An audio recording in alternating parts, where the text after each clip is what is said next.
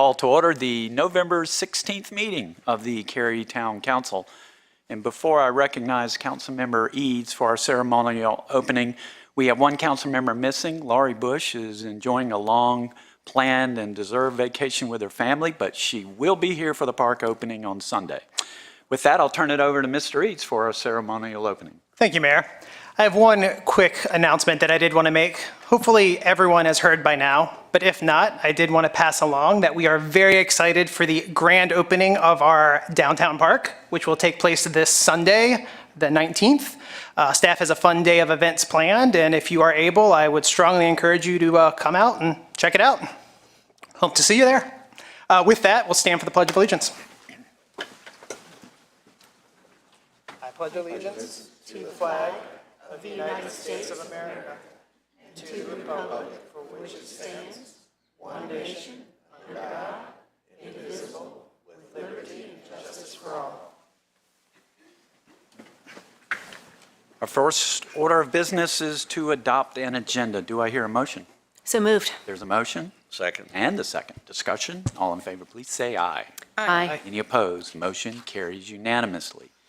We have special guests with us this evening, so I'm going to turn it over to Councilmember Smith to recognize these special guests. Thank you, Mayor. As Ryan said earlier, we're having a big ribbon cutting this week on our downtown park. And I thought I'd share a real quick story because they're making me say it's a quick story. And that was 23 years ago. We had some Irish folks visiting, and we took them around Cary and we showed them all that we had. Now, you have to kind of go back 23 years, and we had, McGregor was still kind of new, and Lockmere Regency, and Preston was just kind of coming into being. And we had a great time with them, and we learned all about Irish whiskey competing with bourbon, and we learned about a lot of things that we still carry on with today. But in that, we exchanged ideas, and it was interesting to me where one of the feedback we got was, you've got such a lovely community, your residential areas are amazing, but their observation was surprising. They said, but your downtown doesn't really have a lot of activity, and they were being really kind. And we got into a more detailed discussion of that, and what we learned, or what I learned from that trip, is if you don't have a downtown, you will eventually not continue to prosper and grow. So over those years, through the good planning, we have continued to see Cary grow in a very methodical way, but with this council's efforts, we started recognizing we have to do a very focused job on making downtown more of a vibrant place. And that's happened, and we're going to culminate that this week. And my point of that is I went back to those people that were here 23 years ago, and I said to them, you were part of our vision. You gave me the understanding of how important it is. And so we invited them over, and they said yes. So a lot of the folks that were here 23 years ago are here again today. Would you all just stand and just let our town recognize you? Thank you. And so they're going to be here for our ribbon cutting. And one of the people that was here 23 years ago, I asked him who's on their council in our sister city in Ireland, and I would ask if Brian Fitzgerald would please say a few words. And Brian, if you don't mind, just come up here.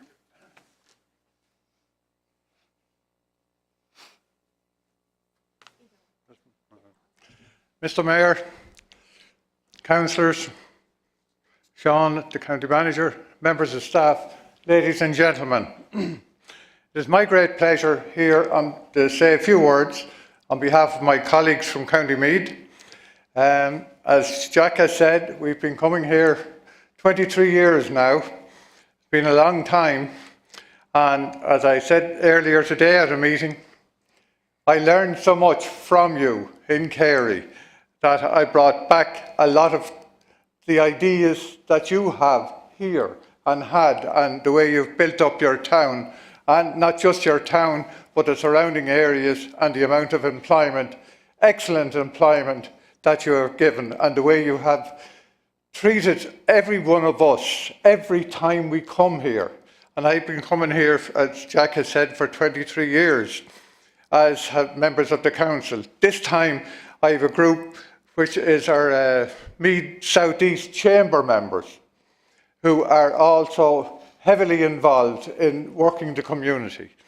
So I want to thank each and every one of you for the hospitality that you show us every time we arrive.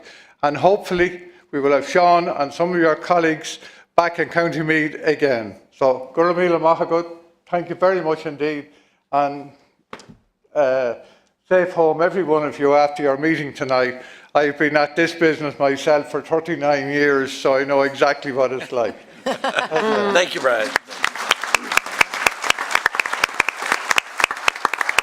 Thank you, folks, for stopping by. Please, there's a lot to see out there. You don't have to stay. So thank you very much for coming out. So thank you. So we're at the first recognition item on the agenda, and that's our Hometown Spirit Award announcement. So this time I'll invite 2022 Hometown Spirit Award winner Bob Monsko to meet me at the podium.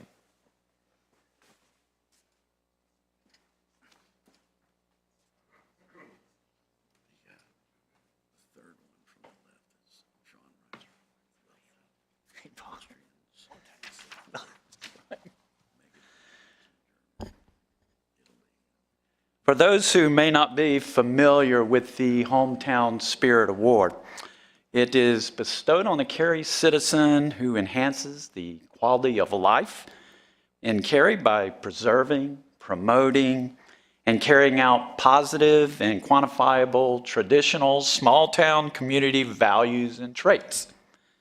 If you were here with us early tonight over at the Page Walker, you got to hear some amazing accomplishments by 3 of our finalists, our nominees.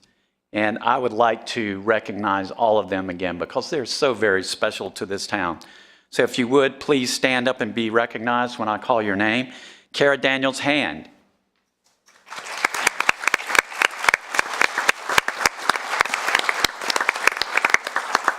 Peggy Van Scoik.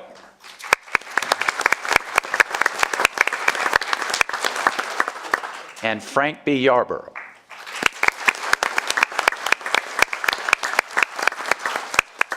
So now's the time where last year's winner, Bob Monsko, is going to join me in announcing the winner. And for those who don't know, I don't know. So this is news to me. When he opens that envelope, I'm going to find out who won because I have no idea. So this is exciting. All right, Bob, you ready? I'm ready.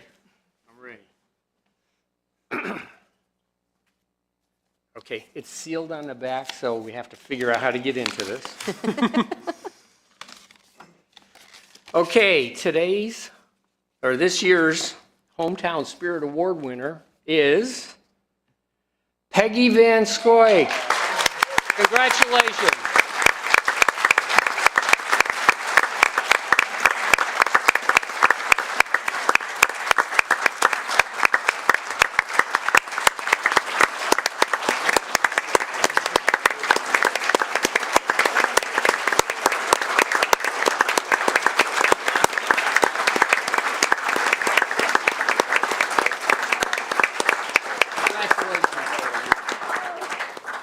You get the hardware.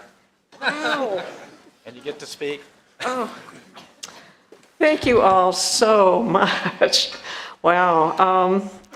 So I was sharing this honor with 2 incredible finalists, and so I appreciate being, counted with them.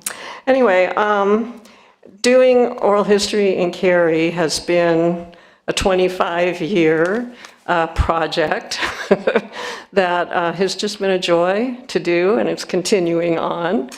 And so I have learned a lot about this town. I continue to learn a lot about it. I like to share that history as I'm learning it. And so it's just been a labor of love, and it's just been a wonderful experience. So I truly appreciate this honor, and I'm just very honored. So thank you all so much.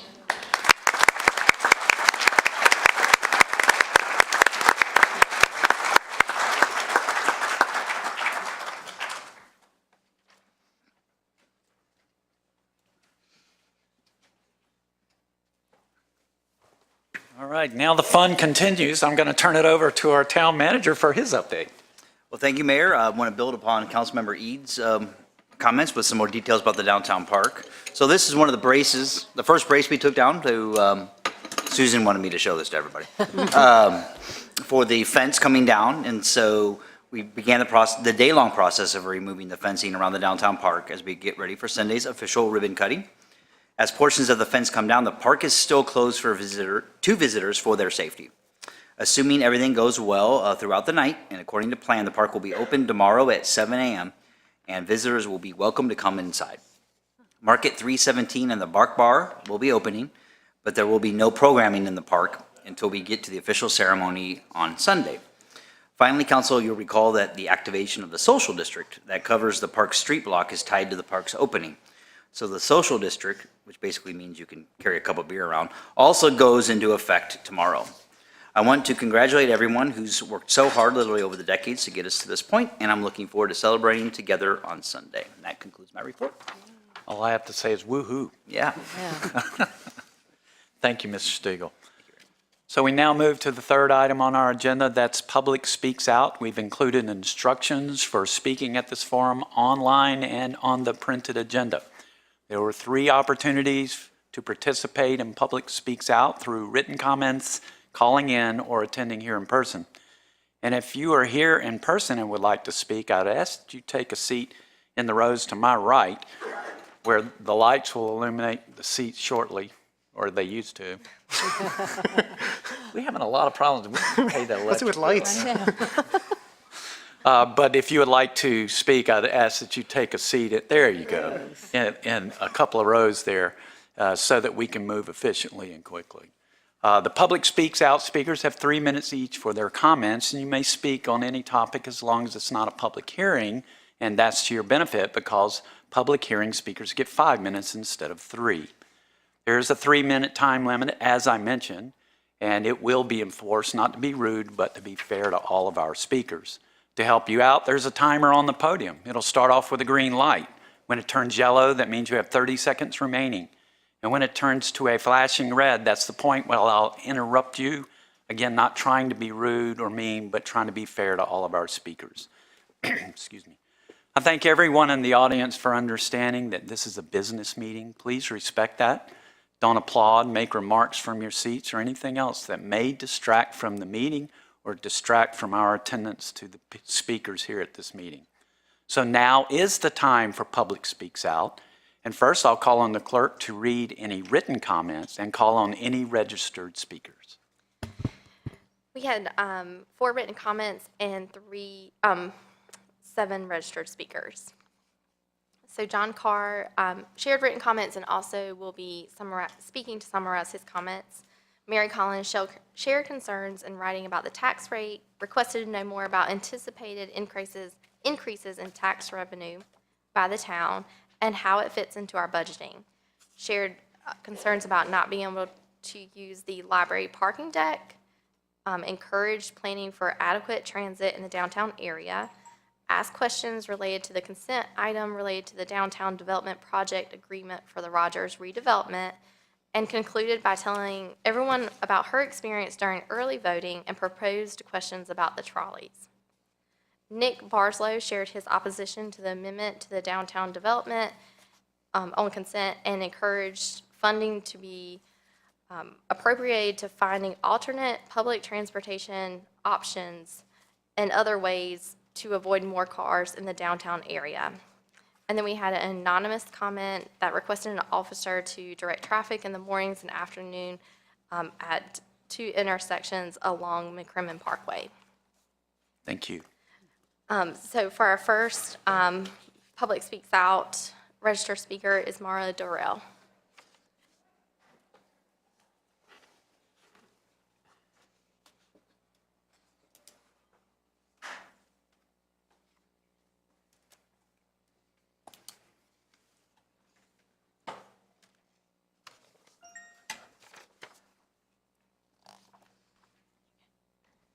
Good evening, Council. I'm Marla Durrell. I'm president and founder of Kids Together, the all-volunteer nonprofit organization that supports your Kids Together playground. As you prepare to open a park that is sure to be fun and exciting, I wanted to also bring your attention to something smaller, but will also be fun and exciting, thanks to you at Kids Together Playground. It's the We Go Swing. It's a wheelchair-accessible swing that is more than accessible, it's inclusive. I'll tell you a little more about this later, but first, here's how we got where we are today. Some of the earliest words we teach our children are these: please and thank you. So Kids Together has been saying please to the organization, to the town, since the inception of our organization, and the town has always responded as our partner. And when Kids Together says please, we always include a check. In this case, $10,000, about 15% of the total installed cost.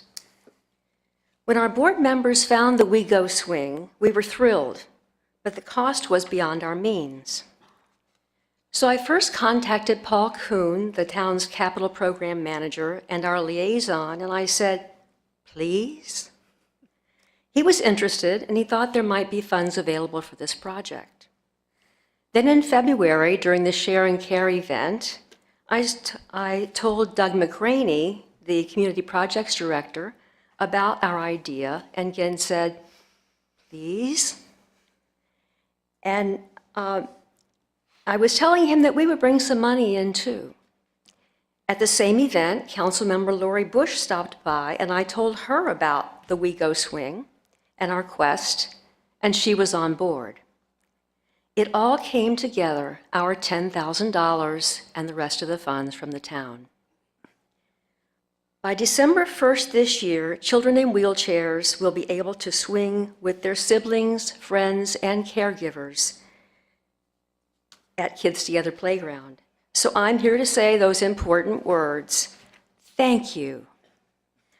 What makes the We Go swing inclusive?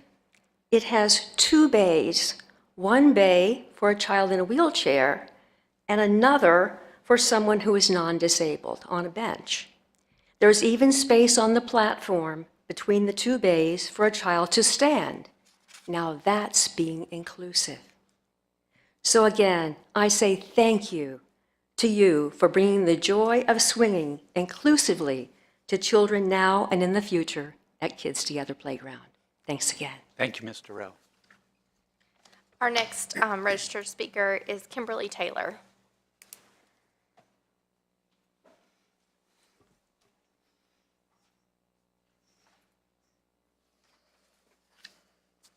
And following Ms. Taylor, Patricia Ritzik would be next.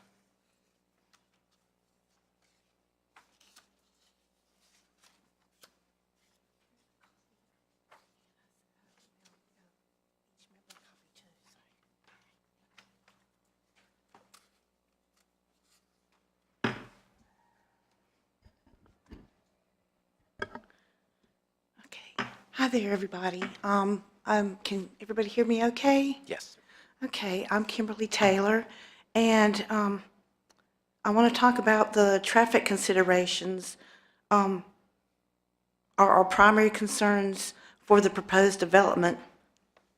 The usage of a cut-through will add increased traffic flow to the Taylor's Pond side of Middleton. This cut-through will add not just the proposed additional units, but those of an already existing apartment complex and individuals making use of it as a workaround for blockage on Chapel Hill Road during the school drop-off and pickup times. Middleton Avenue is not designed for and cannot support this increased traffic flow. This increased traffic flow causes concern for children, dog walkers, joggers, bikers, and the entire infrastructure. With Middleton Avenue being only 22 foot wide in places, frequent parking of cars on the same widths and with no sidewalks, residents are forced to walk on the road. This increased traffic will correspondingly cause a substantial safety risk. This is compounded by the fact that the cars frequently exceed the speed limit, and this is on a daily basis. The trees that will be removed for this cut-through currently act as a buffer area for animals and for noise. The tree roots also act as a natural barrier and dispersion path for the water to take. Given that the Taylor's Pond side of Middleton is downward sloping, this raises flooding and water control concerns. The proposed connection is not in harmony with our beautiful, peaceful, and long-established neighborhood, impacting the personality and enjoyment of our neighborhood. Cary has a distinct personality to it, in that not all neighborhoods are cookie cutter, rubber stamp copies of each other. This is reflecting in the housing, greenery, and streets. In closing, I do understand that Cary is a very desirable area to move to. We are very, very fortunate to live here. I absolutely love this city. We do welcome new development. We only ask that it should be thoughtful, deliberate, and in harmony with its neighbors in Taylor's Pond. We strongly feel that Ms. this... Taylor, I'm sorry I have to interrupt you, but your Okay. time has expired. Okay. You did leave a copy of all of your... Yes, I did, and each one of you has a copy as well. I Thank emailed you. it. Thank you, sir. Absolutely. Next is Patricia Ritzik.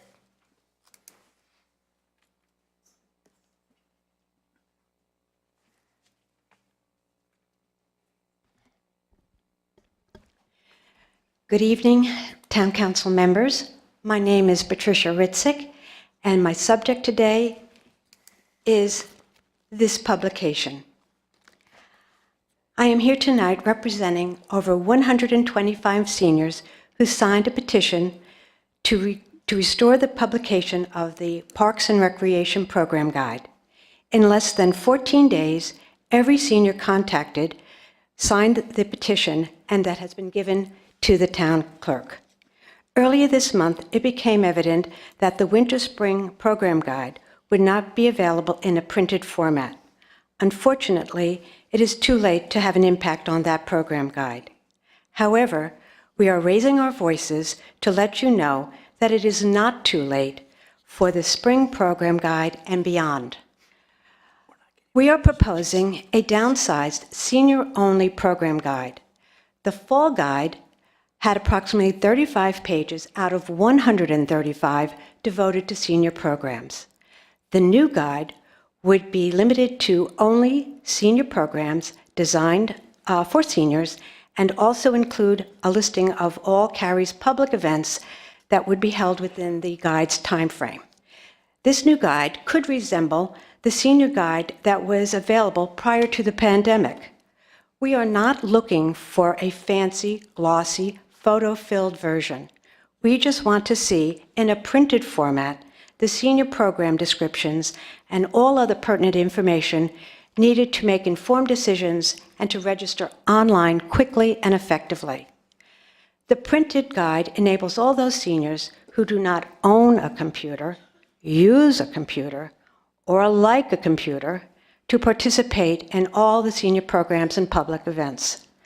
Without a printed program guide, how are these Cary voters going to access the many classes, trips, and other activities the Parks and Recreation staff work so diligently to enhance the lives of so many new and longtime Cary and surrounding area residents? The only recourse to fill this communication void will be to utilize the staff at all the community centers. In February, I would like to return to this forum to provide feedback on my experience, both positive and negative, bringing the winter registration that took place without a program guide.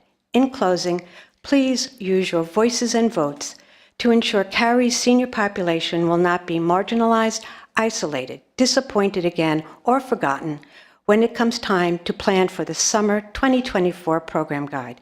Thank you for your time and consideration. Thank you. Our next speaker is Stephanie Smith. Stephanie Smith. I just texted them, John, and said, they get whatever. And then the following speaker would be Joseph Galati.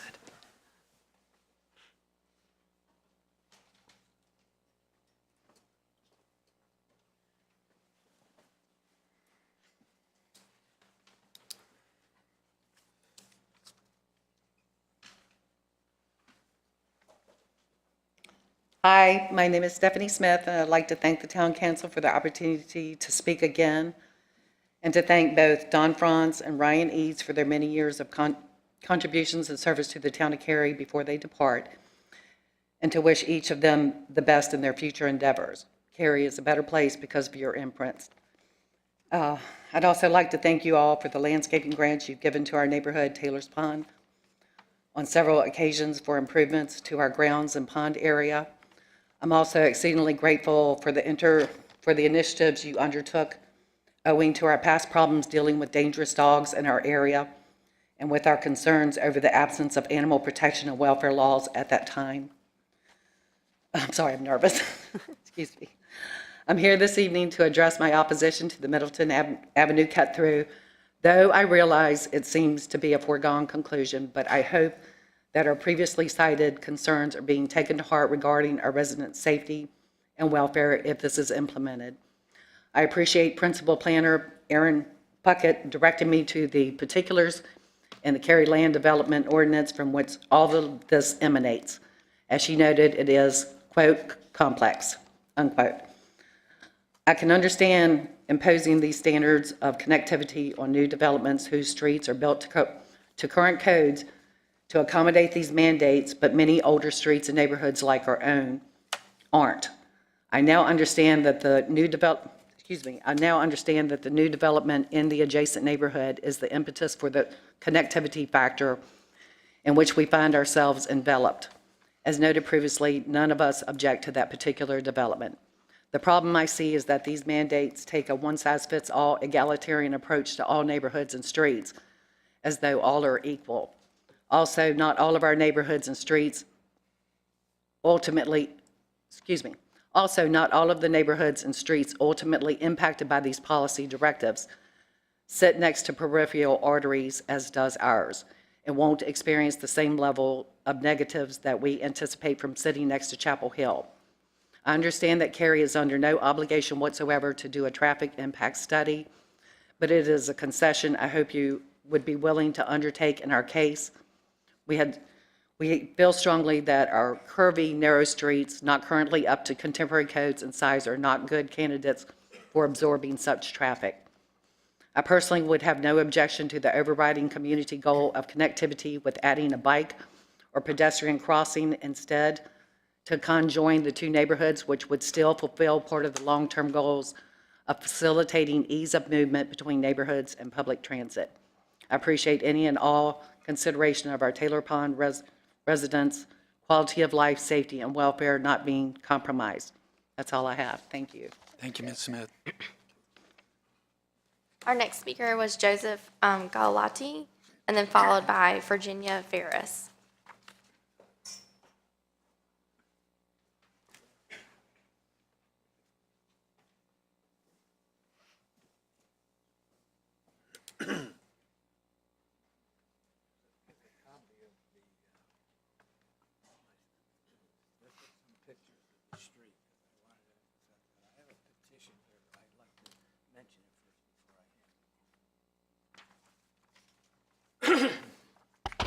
Good evening.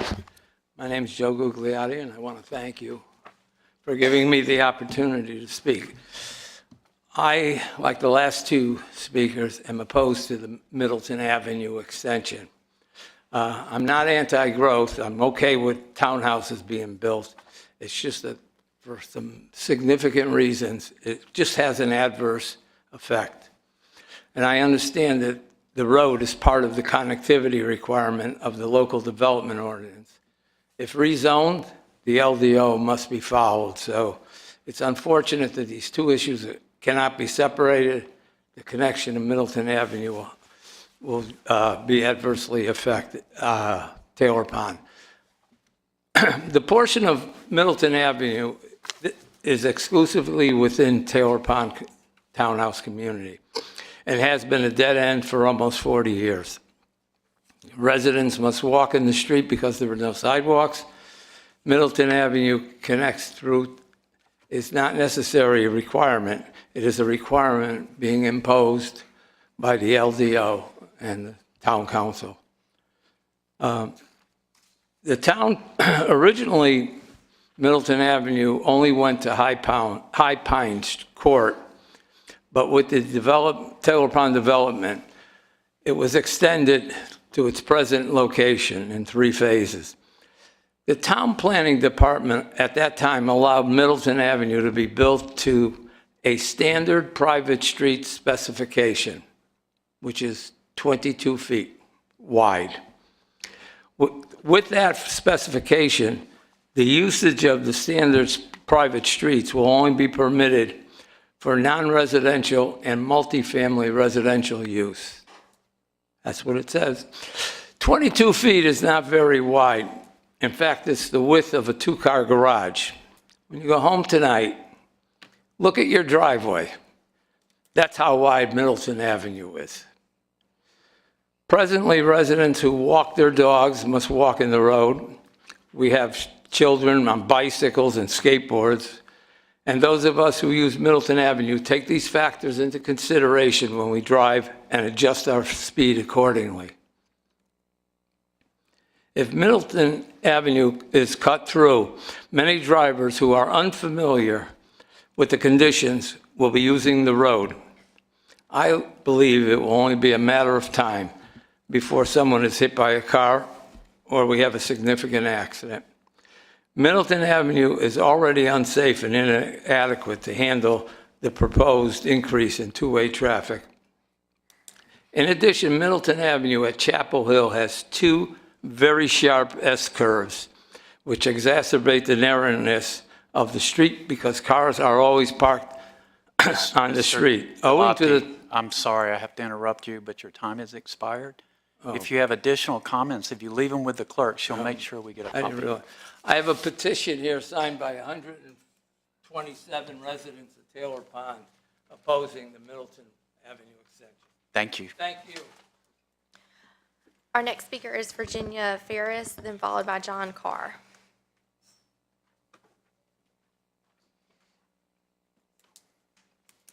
Thank you for your time tonight.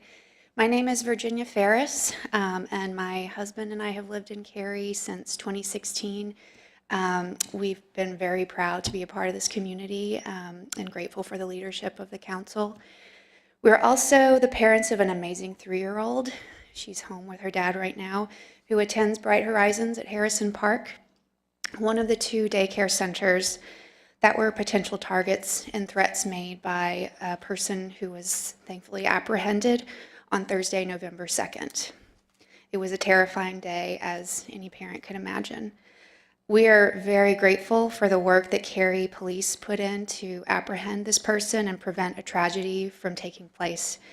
And at the same time, we're disappointed in the lack of communication from the police and the 2 schools just down the street. The police did not share critical information with these schools when it would have been appropriate and beneficial for the schools to put their security protocols into place. Instead, leaving parents and school staff to rely on local media reports to make decisions about their safety that day. I recognize that activating the county-wide Wake Ready alert system on that day could have caused greater panic and interfered with an active investigation. However, when police detect a potential active shooter who is specifically threatening to shoot children residing in a hotel just 250 feet away, I believe that's the right time to notify the schools that are just next door. We believe we've been incredibly lucky to avoid a tragedy, and we believe that our town can do better. With the leadership of the town council, the resources of the town of Cary, the training and expertise of the Cary police, and the wealth of technology resources available in the Triangle, we believe a logical next step would be for our local government and law enforcement to commit to establishing a more targeted, effective communication system to notify communities, schools, and businesses in the event of an active threat in their immediate area. I'm very proud of how Bright Horizons responded and communicated with parents on that day with very limited information when they were in the middle of a potential nightmare situation. They have developed effective security protocols to respond to situations exactly like this when they have the information they need to activate those protocols. Please help support our schools in making those informed decisions. Please use this as a learning opportunity for our local government and law enforcement to reflect, review, and revise the policies and communication channels that are critical to our ability to respond as a community. Thank you. Thank you, Ms. Ferris. Our last registered speaker is John Carr.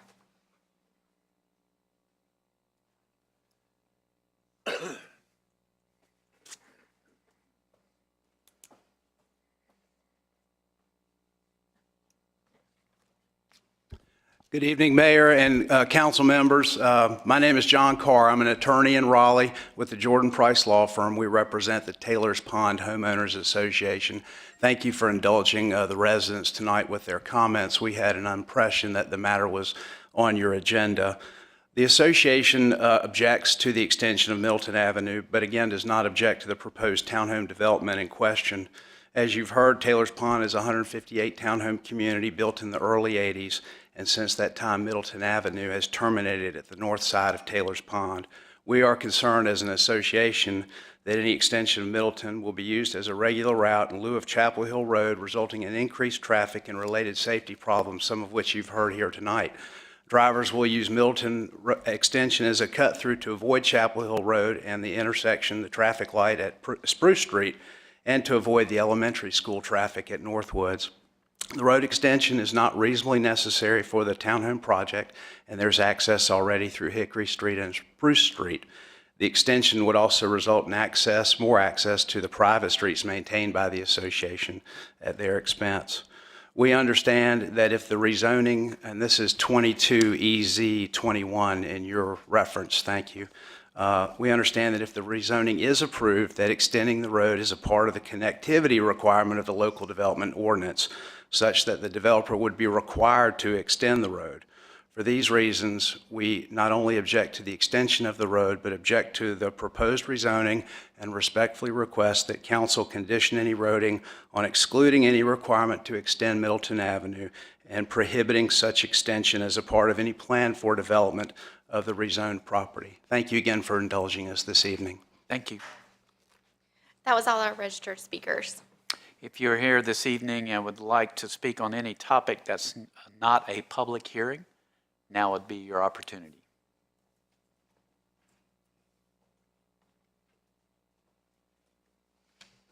Good evening, friends. Dan Pike, 28-year Cary downtown resident with my beautiful wife, Joy. I'm just here this evening. I wasn't planning on speaking, don't have anything prepared, but I just wanted to tell you guys and ladies that the whole town should be so incredibly excited about the park being opened. It's been talked about, it's been planned, it's all the different things. And this group has put all the wheels in motion. The staff of the town has worked so incredibly hard.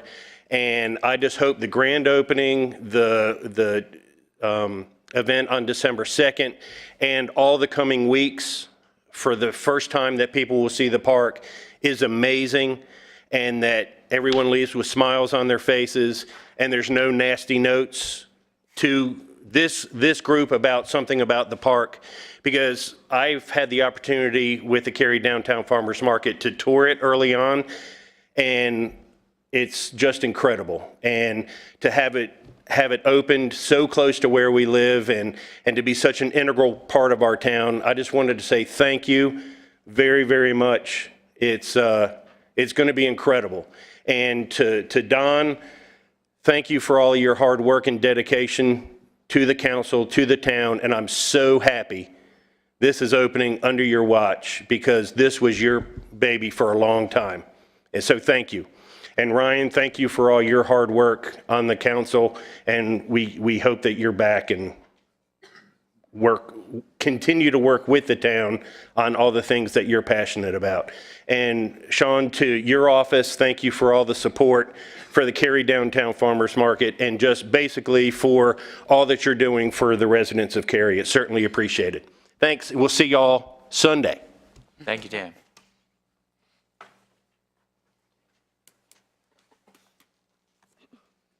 Good evening, Mayor and council members. My name is Heather Durand, and I, like Miss Virginia, am representing parents that were affected by the potential shooting. I also am proposing the need for a hyper-local alert system. I do thank the mayor and the police chief and Captain Cary for their immediate talking to us after hours on a Friday night at 8 p.m. We do appreciate that candidness. However, after speaking with Captain Cary, they did reiterate that they did not use the Ready Wake Alert system because of the desire not to cause panic. However, our administration and teachers were outside with our 3- and 4-year-olds, and they saw the police SWAT drones in the air and didn't know what was happening.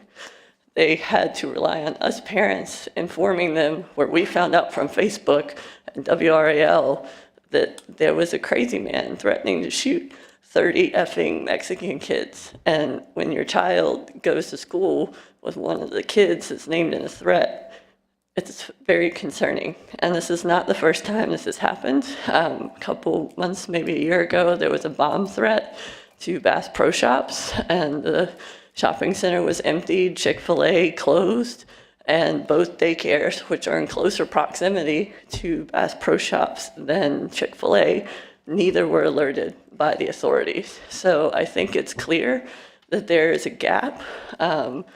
Again, like she said, I think the technology is there to do like a geolocation alert-based system where police, fire, utility companies could very easily connect with, a 0.5-mile radius, a 1-mile radius, so you don't create the massive panic that the Ready Wake system would incur, but you're still alerting people in a timely fashion and that the chain of command is followed, because it should not be scared parents being like, oh my God, I saw this on Facebook.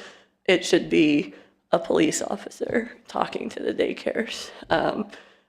There's also the gap that there's not resource officers for daycares. We understand they're not public entities, they're private, but they do house a great number of our children and our community members. So I think just taking the steps and developing some kind of system would greatly ease everybody's hearts. Again, we think that the town, the police, and everybody involved, he was apprehended. He is currently still in jail, so we are thankful for that. But we just want to use this opportunity as a learning moment. Thank you.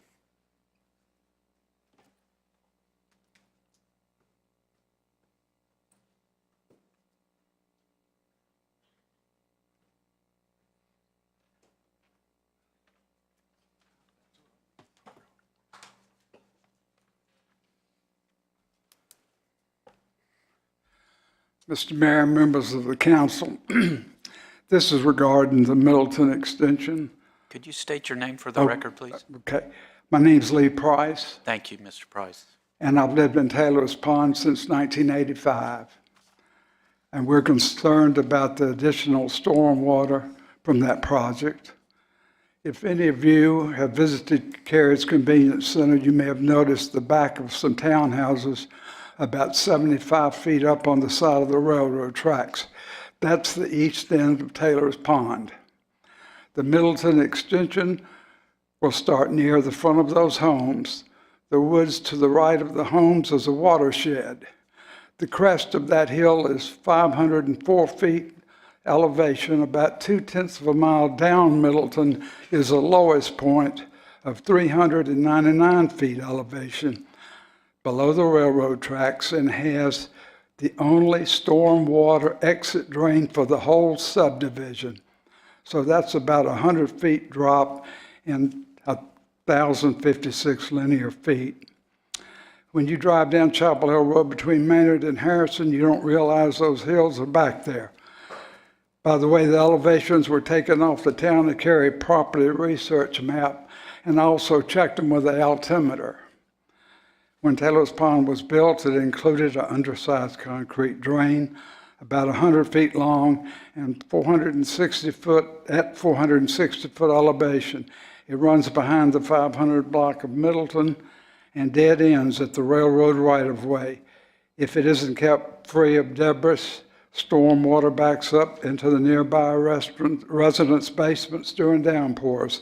This has happened twice in the last 12 months, and other times with several owners since I've lived there. We hope the developer of the new project will divert its storm water so as not to flow into Taylor's Pond.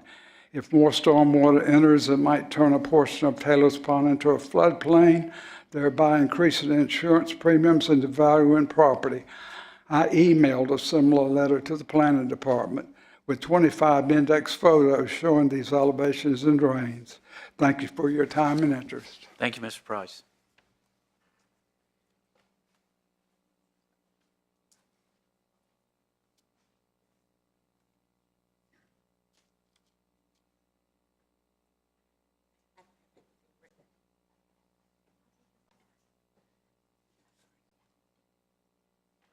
My name is Rudy Ann Duncan, and I live in Taylor's Pond, and I've lived in Taylor's Pond since 1987. I know a lot about Taylor's Pond. I've been on the board in the past, and I know the pitfalls. And as I came home from the gym tonight and turned onto Middleton, I thought to myself, this is really bad if they make this a through street, because when you come onto Middleton, there's a nasty curve. I have more than once almost had a head-on collision. People are allowed to park on the street, so sometimes only one car can get through, and even though it's supposed to be a two-way street because of the vehicles parked on the street. When I came down the hill after going around the curve, I saw somebody, two, walking their dogs in black, no sidewalk, and, I'm old, so I drive more slowly, but they could have been easily hit by somebody, because I didn't see him until I was almost on top of him. And what I saw first was the dog, not them. So if you're really thinking of opening up Taylor's Pond, that road's got to be widened, needs to have sidewalks so that people can walk their dog on a sidewalk and not in a street. So you need to really seriously think about whether this is a good idea. And I would think that maybe it would be nice if y'all rode out that way to take a look to see just what it looks like and what we have to deal with. My granddaughter came around that curve one time, and she almost got hit head on, so she will never go that way. She comes in through Taylor's Pond. I live on Rosebrooks, but I do see the problems with Middleton that need to be really considered before you open up that area. And that's all I have to say. Thank you. Thank you. Anyone else to speak at Public Speaks Out?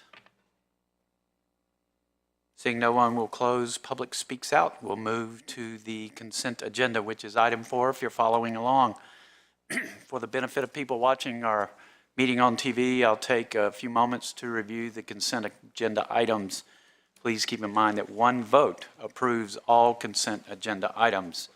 On the consent agenda, we have 21A12 Westford WEHLP Properties, Veritas at Green Level Destination Center. 21 REZ12 Veritas at Green Level Destination Center PDP and Statement of Consistency. Bid award for the Kit Creek Road Water Main. Jordan Hall Renovation Bid Award. Act 31 Land Development Ordinance and Town Code Amendments. Consideration of amending the Downtown Development Project Agreement for Rogers Development, and minutes. Would council members like any of these items pulled for discussion? If not, I would entertain a motion to approve the consent agenda. Make a motion to approve the consent agenda. Second. There's a motion and a second. Discussion. All in favor, please say aye. Aye. Any opposed? Motion carries unanimously. We now move to public hearings. Same rules apply for public hearings that apply for public speaks out, with one exception. Speakers now have 5 minutes each for their comments. Our first public hearing is 23 REZ04 Wheatsbury Drive rezoning. Assistant Planning Director Katie Dry will introduce the item, and council will not take action on this item tonight. It will be referred to our Planning and Zoning Board, and the item will return to council at a future date. Ms. Dry. Good evening, Mayor and Council. This is a request for rezoning of 5 properties at the Stonegate at Sherborne neighborhood. This request is different than many rezoning cases that come before you. The applicants are not requesting to develop or even redevelop their sites. They are requesting to modify existing conditions, specifically to reduce a buffer that is platted within their lots by 10 feet and to remove a required fence that is located within that platted buffer. So to provide some background on this request, I'm going to start with what this area looked like back in the 1990s, when this neighborhood was in the beginning stages of development. The site is shown here outlined in yellow. It was undeveloped at that time. To the north of the site is the Harmony Hills neighborhood, which included 5 large lots. Rezoning applications were filed for 2 development sites in 1992. At the time of these rezonings, there was concern expressed from the Harmony Hills residents, and the applicant for each of the cases offered zoning conditions to install a 50-foot buffer platted within the lots and a fence within that buffer. And this is for lots that are adjacent to Harmony Hills. Continuing on with the history for this site, in 1998, a similar rezoning request was filed, very similar to the one before you tonight. This was filed by 4 of the same properties. It was 98 REZ 23. That proposed rezoning requested to move the required fence to be within 1 foot of the rear property line instead of 45 feet from the property line. You can see this aerial from 1998 shows the continuous fence set back 45 feet from the property line had been constructed. Council voted unanimously to deny the request at that time. Part of the consideration for the denial was due to the continuous buffer intact adjacent to the Harmony Hills neighborhood. As of today, the tracts of land adjacent to Harmony Hills are now developed. You can also see that for Harmony Hills, it has mostly remained intact. There has been 1 lot that is subdivided into 2 lots, and now 3 of the total of 6 lots have been annexed into Cary. The rezonings that were approved in 1993 are now established neighborhoods, and the buffer that is platted within the lots and the fence within those lots has been in place for nearly 30 years. This is a picture of the fence within the Sherborne Stonegate neighborhood. The fence is continuous across the properties and is set back 45 feet from the property line. The fence is maintained by the Homeowners Association. This brings us to the rezoning request today. The applicants have indicated that the existence of the fence has led to unclear property lines, challenges for maintenance within the buffer, and lack of access to a portion of their rear yards. The applicants are seeking to rezone their property to R8 conditional use so that they can propose these changes to the zoning conditions. There would be no changes to the minimum lot size or the use. The changes would be to the conditions and would include the following. The buffer would be reduced by 10 feet. In today's terms, we would refer to this area as an undisturbed landscape area. The requirement for the fence would be removed. They are also proposing to remove 2 conditions regarding maximum height and lighting, and instead to default to the requirements of today's LDO. This slide demonstrates the current zoning conditions on the lots. The 5 property owners are requesting to rezone Currently, they have a 50-foot wide undisturbed buffer along the rear property lines with a 7-foot high wood fence, shown in red here. You can see the zoning condition applies not just to these lots that are requesting the rezoning, but to surrounding lots within the neighborhood as well. So with the applicant's proposal, they would reduce the buffer by 10 feet and would remove the fence requirement. This rezoning would apply, as I stated, to the 5 properties. Other sites subject to the condition would be required to maintain their fence and the buffer. They could also seek a rezoning similar to this one if they chose to do so in the future. This is a copy of the recorded plat for the subject sites. The plat shows a 50-foot buffer and the 7-foot fence along the rear property lines. And the reason why I'm showing this tonight is because you can also note that there's a 20-foot wide sanitary sewer easement on the lots, and that sewer easement partially overlaps with the buffer area. From a utility perspective, obstructions within the sewer easement, such as a fence, should be avoided, and the request to remove the fence would serve as an improvement for utility access. The existence of the sewer easement also means that tree removal could occur within the easement area if construction or repair was necessary for wastewater infrastructure. Staff has conducted a preliminary analysis of the request using the Imagine Cary Community Plan. The site is within the traditional neighborhood designation of the plan within the Future Growth Framework map. This designation is predominantly characterized by detached dwellings, and the use and the lot sizes with this rezoning would not change, so those would remain consistent with the designation. When we look at Policy 6 under the Shape chapter, which is for transitions, the applicant is proposing to reduce the required buffer next to Harmony Hills by 10 feet and to remove the wood fence. The overall intent of the vegetative buffer as a transition strategy would be remained with the 40-foot landscape, or would be retained with the 40-foot landscape condition. And this is because 10 feet are within the sanitary sewer easement, as I noted. However, the removal of the fence also removes the visual and physical barrier that helps to protect the buffer. When looking at the serve chapter, we note that the 50-foot wide buffer could be reduced by 10 feet, and tree clearing or selective removal could occur within the 10-foot corridor being removed from the buffer. Staff notes, however, because of that sanitary sewer easement that overlaps with the buffer, trees and other vegetation could be removed within the sanitary sewer easement if necessary for construction or repair of wastewater infrastructure. There was a neighborhood meeting held on May 3rd of 2023 and a second on July 12th of 2023. A second neighborhood meeting was held due to a mailing error that occurred with the first. There were 12 participants with the first meeting and 26 with the second. At each of the meetings, similar questions, concerns, and feedback were shared. There were questions about the fence and which lots it would be removed on. There were some concerns from some residents about the fence removal. I'd like to note there was also support from some of the residents about the fence removal, so overall it was a mixed reaction. There was some concern about potential loss of trees, impacts to wildlife, and then also concern about removing existing zoning conditions. In general, some attendees expressed support, others had concerns, some had general questions. Since the neighborhood meetings, there have been several follow-up phone calls, also with mixed reactions, some just looking for more information on the request, also some expressing concern, and then others support for the request. Staff mailed notice of the site to properties within 800 feet of the subject site.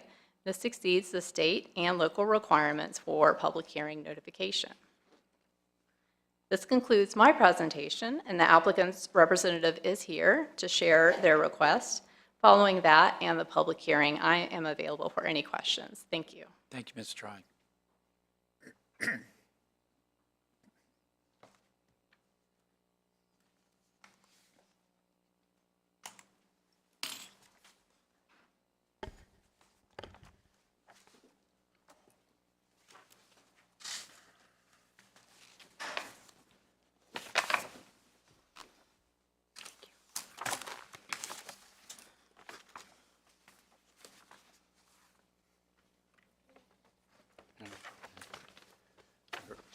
referred to the handout a little bit, but it's the same presentation that I emailed to you on Friday, I believe. My name is Bill Dirks. I live at 108 Wheatsbury Drive, and I'm representing the property owners from 106 to 114 Wheatsbury Drive. And thank you for considering this rezoning request, and thanks to Katie. Great presentation and the help she's given us so far. In reality, in my view, this is a fairly simple request with some unusual complicating factors. I'll talk as fast as I can. In the simplest terms, our request is to remove rezoning conditions that were placed on our properties 30 years ago. At that time, as Katie showed, there were 5 properties, 4 houses, all in unincorporated Wake County, with the town of Cary growing up around them. And that's, she had an older image than I do. I have a 1998 image showing Harmony Hills on the first page of that presentation.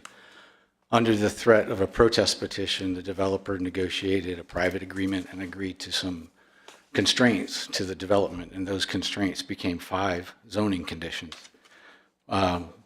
Interestingly, really the only 2 that we're talking about are the wooded buffer and the fence. There has been no discussion in neighborhood meetings or the multiple emails and objection letters that have come to the town from the neighbors that talk anything about the other conditions. We're just talking about the buffer and the fence. And the 7-foot-tall wood fence that we've lived with for 25 years, that's limited our ability to access, enjoy, maintain, or otherwise use property that we've paid taxes on for 25 years. So fast forward 25 years, none of the original property owners are still there. Properties have turned over several times. 3 of the 6 properties, 1 has been subdivided, 3 of the 6 properties have been annexed to the town. And the single property that's adjacent to this rezoning request is in the town of Cary, a town of Cary resident. 4 new homes have been constructed, and you see from the Google Earth image on the second page, significant clearing of the woods for the new homes, as well as a potential farm on one parcel that has completely clear-cut the lot. The area has dramatically changed from 30 years ago, from when this rezoning was put in place. The objection letters that I had seen before just a little while ago, Katie sent me some others that have been sent. They really all focus on the same thing, and I'll try and address those as quickly as I can. But keep in mind that there's only one of these property owners that's actually adjacent to the rezoning request that we're asking for.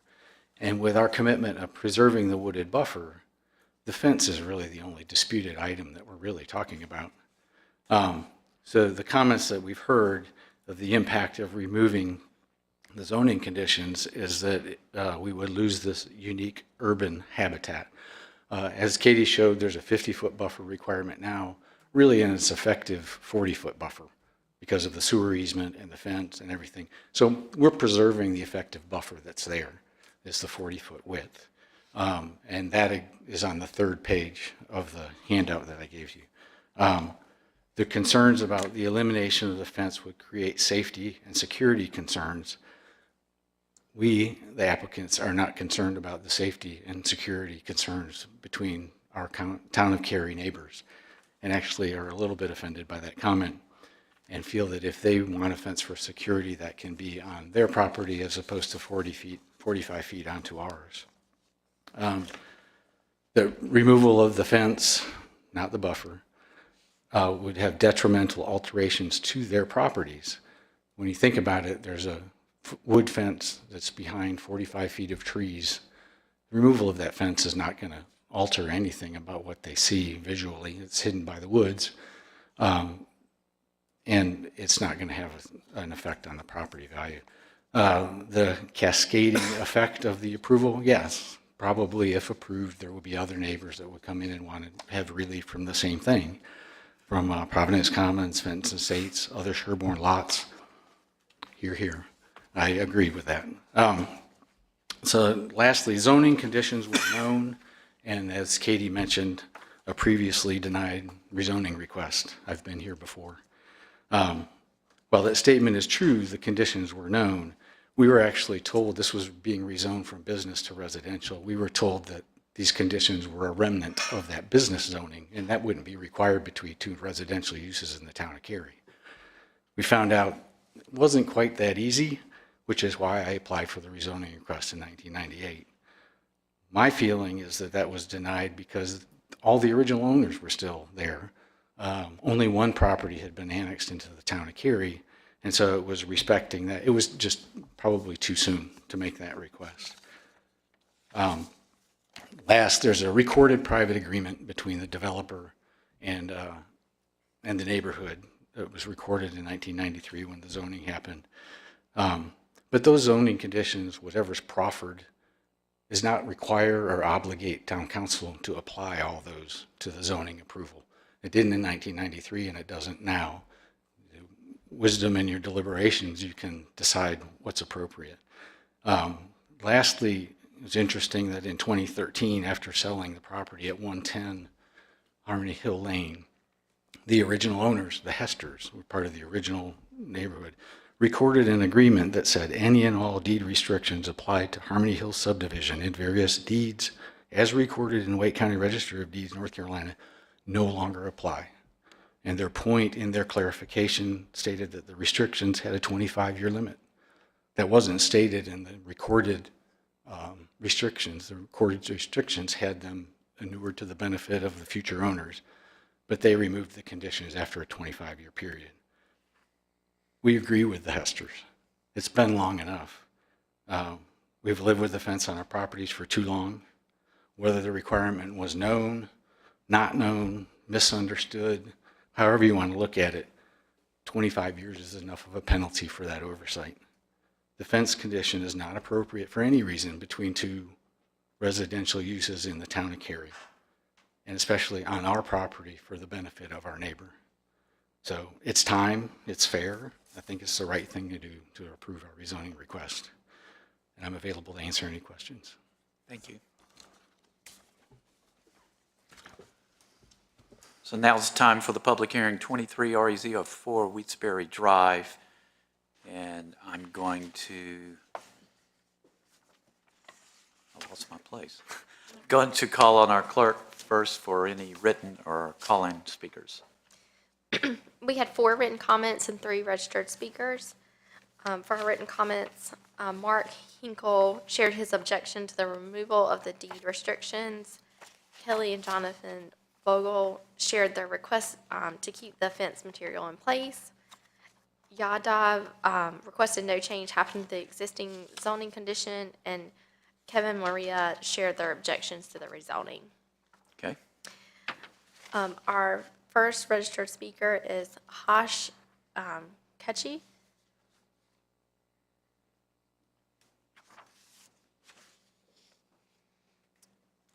Followed by Molly Kozar.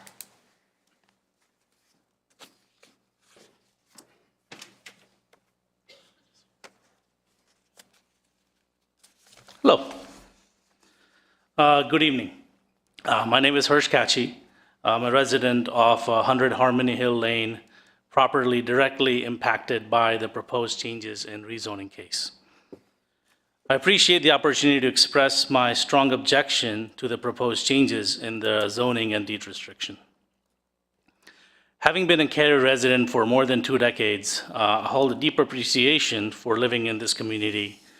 In 2016, my family purchased a property at 100 Harmony Hill Lane, and we completed the construction of our home in 2020. During this time, we chose to be annexed by the town of Cary, willingly paying the incremental associated taxes as we recognize the benefit from all that Cary has to offer. I purchased the lot and made the substantial investment in the property with full knowledge of the deed restrictions. I positioned my house in its current location, fully expecting the fence and associated buffer and privacy would remain intact. These deed restrictions, including the maintenance of fence, were conveyed and agreed upon by all residents at the time of their property acquisition, including by those currently seeking to have them removed. The applicants have cited their discontent with the fence's appearance and desire for access to their entire property. While I understand their concerns, the fairness and equity inherent in our original agreement must be upheld. Removing the fence would devalue my property and as of my neighbors, while unfairly benefiting theirs, creating an unjust imbalance that was never intended when I and my Harmony Hill neighbors invested in our homes. The existing fence not only serves as a visual buffer, but also a crucial physical barrier. Existing fence goes all the way around the Harmony Hill neighborhood with just one single access point from York Hill. Its removal would introduce multiple access points, increasing safety risk for our property and my neighbors. This is not a hypothetical, as those who lived former neighbors experienced that when the fence was not in place. The council should note, as Mr. Dirks mentioned earlier, that the proposed changes will likely set a dangerous precedent, setting off a domino effect, with the total dismantling of the fence structure around the perimeter of Harmony Hill neighborhood and create a patchwork of buffer zones. This could result in a legal battle, straining resources for both homeowners and town of Cary, all for one-sided property enhancement. While the rezoning request directly impacts my property today, the Harmony Hill homeowners are united in opposition. Many have submitted the written opposition. Additionally, all 11 homeowners have signed a letter noting the historical deed restrictions and so on, which I'll leave with you today. We oppose the proposed changes as they unfairly devalue properties along the Harmony Hill neighborhood while benefiting the applicants unfairly. Removal of the fence increases our security risk. Additionally, it will likely set off an undesirable chain reaction. Everyone knowingly accepted the legally binding deed restrictions that run with the land when purchasing their property, and those deed restrictions cannot be unilaterally terminated or amended without judicial action. Therefore, the zoning restrictions should remain consistent with those deed restrictions. This zoning request has come before the town council before, and it was rightly denied. While the facts haven't changed, here we are again. I trust that the town of Cary will uphold the values and agreements that have long been established to maintain the character and safety of our unique neighborhood. Thank you for your time and consideration. Congratulations on the park. I know my family is excited to go there on Sunday. Thank you. Thank you. Now I'll leave this with you.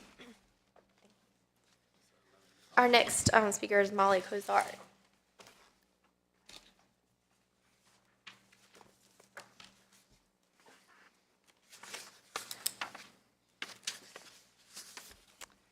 Good evening. My name is Molly Kozar. I'm an attorney at Jordan Price Law Firm.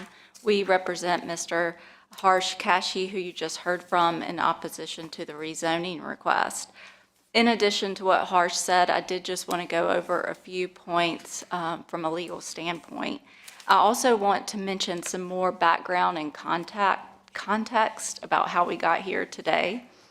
There was an agreement that was recorded in the Wake County Registry of Deeds in June of 1993 between several Harmony Hill lot owners and Parkway WH, who was the developer and owner of the tract of land that was eventually subdivided to include the lots of the applicants. The town of Cary was not a party to this agreement. It was simply between the Harmony Hill lot owners and the developer.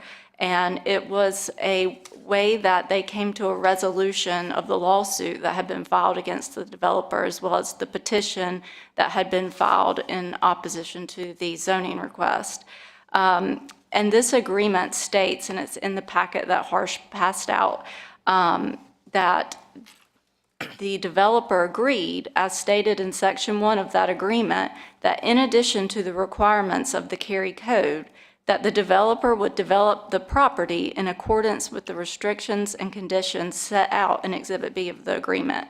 And so these conditions and restrictions in Exhibit B were those that the Harmony Hill lot owners had proposed and the developer agreed to in settlement of this situation. And one of those agreements, there's multiple ones, is the 7-foot treated wood fence that's to be constructed 45 feet from the property line. And it even says the fence shall be connected at each end to the fences to be constructed under the respective agreements with 2 other tracts that were being developed by different developers. And the Harmony Hill lot owners had done the same thing They had entered into similar recorded agreements with the developer of those other tracts. And those agreements also contain similar deed restrictions for fencing that is still there today.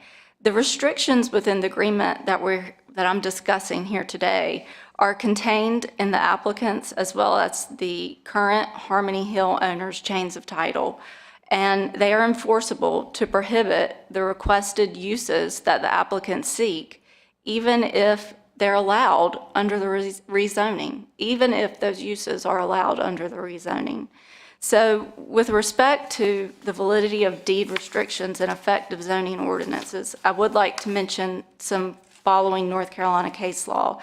One is a Supreme Court case, Tool versus Doctor Building, and it says, a valid restriction is neither nullified nor superseded by the adoption or enactment of a zoning ordinance, nor is the validity of a restriction or covenant affected. Crabtree versus Jones, a Court of Appeals case where the defendant constructed an accessory structure on his lot in violation of a deed restriction, and the court found though it may have been permissible under city zoning laws as an accessory structure, it was nevertheless a violation since zoning ordinances do not diminish the effect of more stringent, private, restrictive covenants and deed restrictions, which is what we're here talking about today. And is included in the packet that Harsh passed out. Another case, Redevelopment Commission of Greensboro versus Ford, the subsequent enactment of a less restrictive zoning ordinance did not invalidate a more restrictive covenant imposed by deed, given and recorded prior to passage of the less restrictive zoning ordinance, and that is the holding of the Court of Appeals in that case. So here in this instance, the deed restrictions originating from the recorded agreement that I mentioned earlier run with the land and exist within the chain of title and existed prior to the recorded plot maps that the staff has discussed changing in the staff report. These deed restrictions cannot be unilaterally terminated except by judicial action. So if rezoning is approved, these applicants still cannot legally carry out such uses which are still prohibited by the deed restrictions. In sum, we request that the zoning restrictions remain consistent with the legally binding deed restrictions, at least until such deed restrictions are removed by the consent of all parties that are subject to them or by declaratory judicial action. Thank you for your time. Thank you. Our last registered speaker is Maggie McCoon.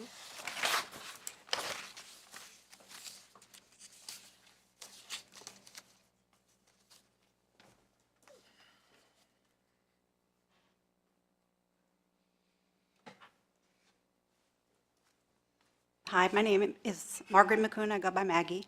I live at 123 Harmony Hill Lane, and I'm here to oppose any and all zoning changes on Weedsbury Drive. I just wanted to say I love where I live on Harmony Hill Lane. It's peaceful, tranquil. There's abundant wildlife, as you can see.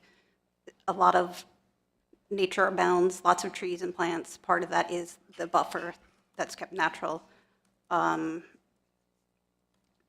So I understand the desire to want access to more space, but considering we all entered into this agreement, it's legally binding, it's in all of our closing packages, every single one of us on Weedsbury and Harmony Hill Lanes. I see no compelling reason to change this at this time. I myself have had experience with vandalism on my property from the adjoining neighborhood, not Weedsbury Drive, I'm at the other end of the road. Some teenagers took down sections of the fence and actually vandalized my home while it was under construction, broke all of the windows, cost a lot of money. And then basically I had confrontations with them and they retaliated by knocking on my door in the middle of the night. So I was forced to call the police, who turned out we only have coverage from the sheriff. Took them about 15 minutes to get there. So I would say the fence is an important safety barrier. It's definitely a concern of mine. And I see no compelling reason to change it. If the owners did want access to more property, as Mr. Dirks mentioned, 3 of the properties did change hands in the last few years. They had ample opportunity to buy them if they wanted that additional land. So, and I think that's all I want to say. I stand with Harsh and the rest of the residents in Harmony Hill, every single one of whom agrees that we do not want this fence taken down, and it will most likely lead to all the fences coming down with all of the agreements we have in place with the neighboring subdivisions. So thank you for your time. I appreciate it. Thank you. No additional registered speakers. If you're here to speak at this public hearing, you're not registered, now's your opportunity.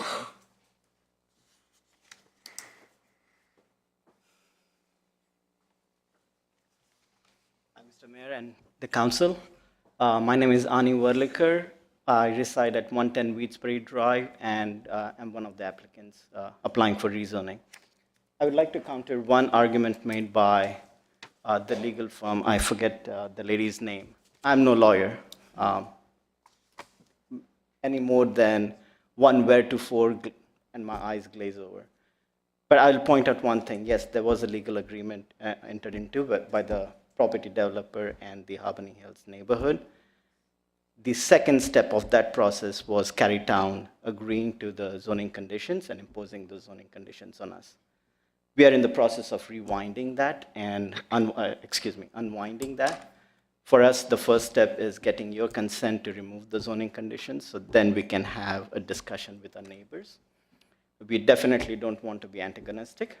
It has been pointed out that there are security concerns. We have the same security concerns. There's trespassing on our land. Nature, some applicants have expressed concern that nature has been destroyed. I would point out that that neighborhood, which was covered with trees in 1992, is now basically a flat piece of land. There are no trees over there. So that argument doesn't hold water. And in terms of security, frankly, as Mr. Dirk said, I'm offended. I'm a citizen of the town of Cary. I enjoy nature. I enjoy hiking. I'm friends with all my neighbors, and I'm offended that someone will say that I'm a security risk because the fence comes down. Thank you for your time. Thank you. Anyone else to speak at this public hearing? Seeing no one, I'll close the public hearing. I feel there's a lot of legal positioning here, so I'm going to be very careful in what I say because I've been deposed in the past. I will only ask questions. Does the fence allow gates with the conditions? Currently, it does not. Does not. And are there champion trees in the buffer? There could be. We do not have a tree survey of the site, but there could be. And this proposal is to take down the fence and leave the buffer? It would be to take down the fence and to reduce the buffer width from 50 feet to 40 feet, yes. Okay. So those are my questions. Some people could choose not to change it. Some people might want to do something that gives them an extra 10 feet of backyard. Is that 10 feet over the sewer easement? Yes, that's correct. So it was already subject to being taken down at any time Should it need be, yeah. if needed for the maintenance of the sewer easement. So this is not actually a big departure from what exists today. I have more questions if they're Please, go done. for it. Okay. Ms. Dry, can you show us a map of the overall property and show us the properties that we have heard from that are in opposition to this?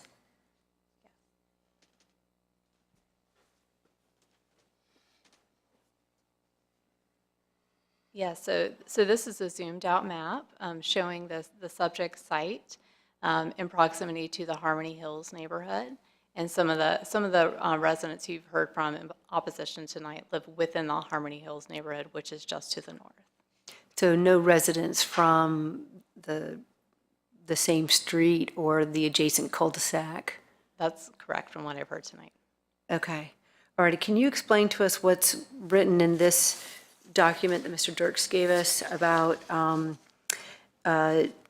Walter and Betty Hester removing their deed restriction?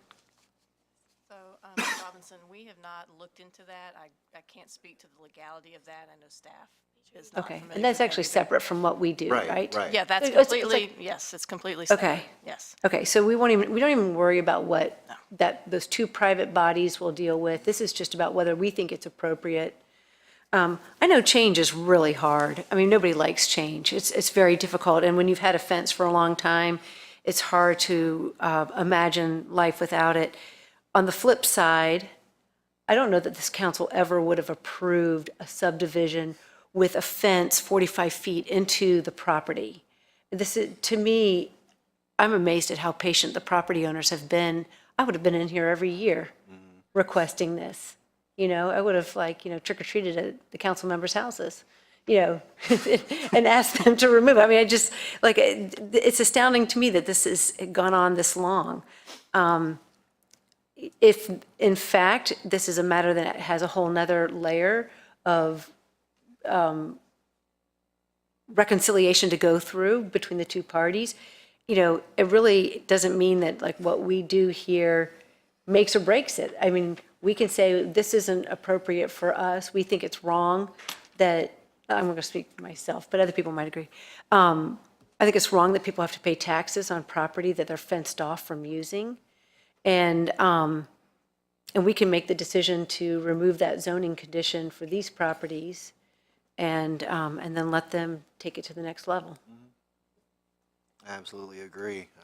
It's not our job to determine what's in somebody's deed restriction or not. I mean, what's before us is the rezoning.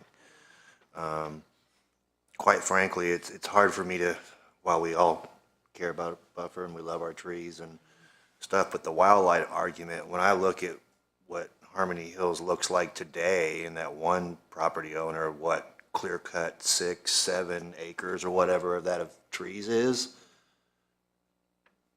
and the surrounding properties have done nothing. I mean, that's hard to take that seriously. I kept hearing the word fairness. And to me, if we have to have a fence, the fair thing to me is put it on the property line. Let both sides share the burden. But I absolutely agree with you. We wouldn't approve this today. I mean, apparently way back in 93 or whatever it was, in order to get the council to approve it, they had to, cave. Jack was probably here. Jack was probably here. It was a good idea at the time. We know how much Jack loves wood fences. I also found the safety comments insulting. I agree with the last speaker, quite frankly. And I feel bad that one lady apparently was harassed, but she's being harassed with a fence. So apparently it ain't doing that much. But my opinion don't matter because I ain't gonna be here when it comes back anyway. Your opinion does matter. So I'd vote to get rid of the fence. That's just me.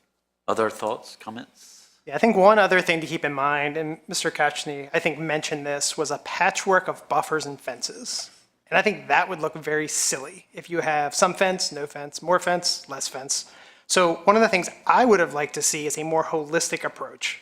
I'm in agreement on the fence, but I would like to see it all come down versus piecemeal type approaches like this. So I would look to the HOAs and the other property owners in that area to possibly get on board and expand this and maybe look at it more holistically instead of just these couple lots. I think that'll be a better approach and lead to a better outcome.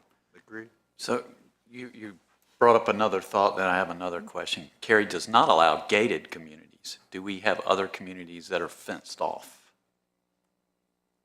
We don't allow gates across streets, but we allow fences between neighborhoods. Okay. We Anyone don't- else? Oh, sorry. Well, I'll just make an observation. We don't often do these, but there are town-initiated rezonings. We have the ability to do that. If we thought that this patchwork of fences was inappropriate, the town does have the ability to initiate a town-initiated rezoning to remove this fence for all of the properties in which it's encroached 45 feet. Yes. Anyone else? Now you're thinking big. So where this My goes, two supporters are leaving the council. so where this goes from here is to our Planning and Zoning Board for their review and recommendation, and will come back to us at a future date, likely in several months, so we're talking early next year. In the meantime, Katie Dry is your liaison to ask any questions about this, and she can get the answers to the questions if she doesn't know them. And of course, the council is always open to hear your thoughts and comments. And you're always invited back to speak at any council meeting at Public Speaks Out, since this is a public hearing. Can I just ask one more clarifying question? Oh, I'm sorry. I'm sorry. I want to make sure I understand. These properties, when this was originally done, were not in Cary, and they were later annexed? Did I understand that correctly? The properties within Harmony Hills? Some of them. Well, the ones with, All the so ones to the south were in Cary. they were, but Harmony The large lot Hills was was not. Yeah, most of Harmony Hills was not, and since that time, 3 of the 6 lots have annexed into Cary within Harmony Hills. Okay, and this is going to sound silly, but there's no reason that if I were a Harmony Hills resident, I couldn't gate in or fence in my property. Yeah, yes, Harmony Hills residents could certainly add fences within their property. They're not relying on this fence as their only possible thing to keep their dog in their yard, for example, right? Okay, so, okay, I just wanted to make sure that I understood that, because that was And pretty. to that end, the Weedsbury Drive folks, if they wanted to keep a fence and fence out their They yard, can. they can do it. But just make it go, but They could can they? go an extra 10 feet.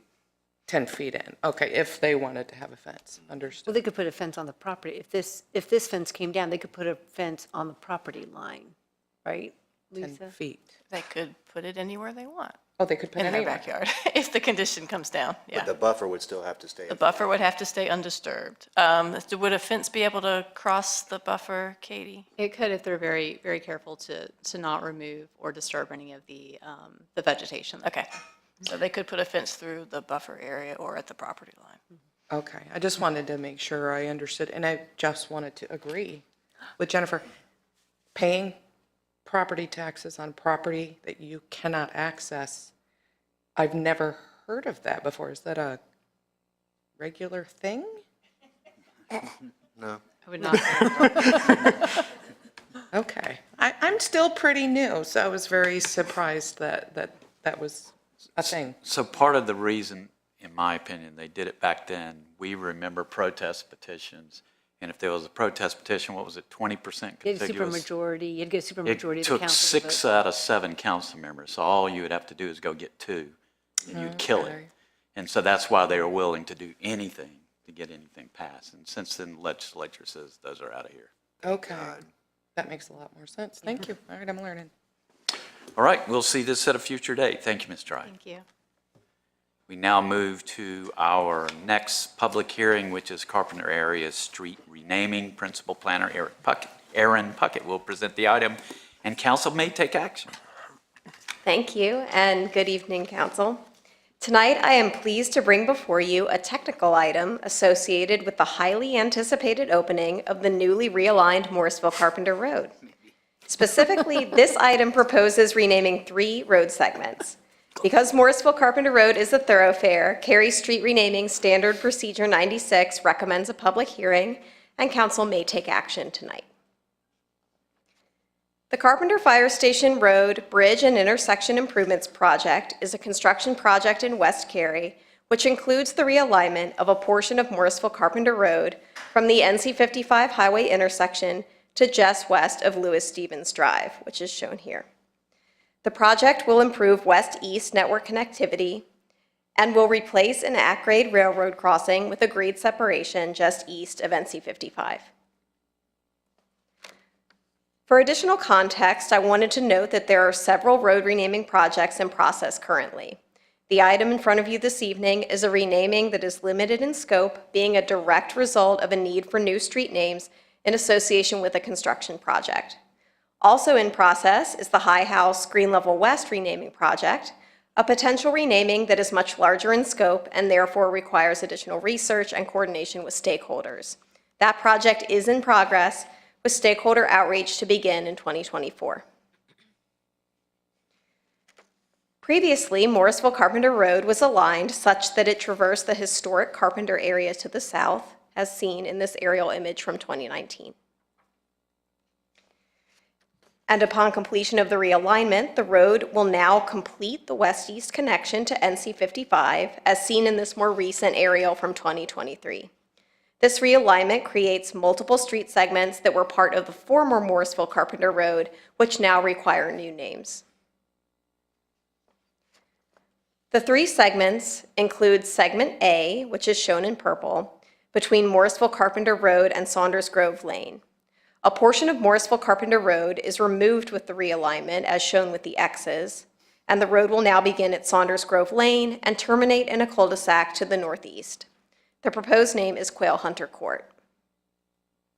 Segment B, which is shown in green, extends between the existing Saunders Grove Lane to the CSX Railroad, where the railroad crossing is being closed as part of this project. Because this segment will now directly connect with Saunders Grove Lane, a continuation of that name is proposed. And finally, Segment C, shown in blue, is a short segment between the railroad closure and NC 55. Because it directly aligns with Indian Wells Road to the west, it is recommended that the Indian Wells name be continued for this short segment. In total, the proposed name changes will result in address changes for 14 parcels comprising 16 addresses. 6 of the parcels are occupied with structures and 8 are vacant.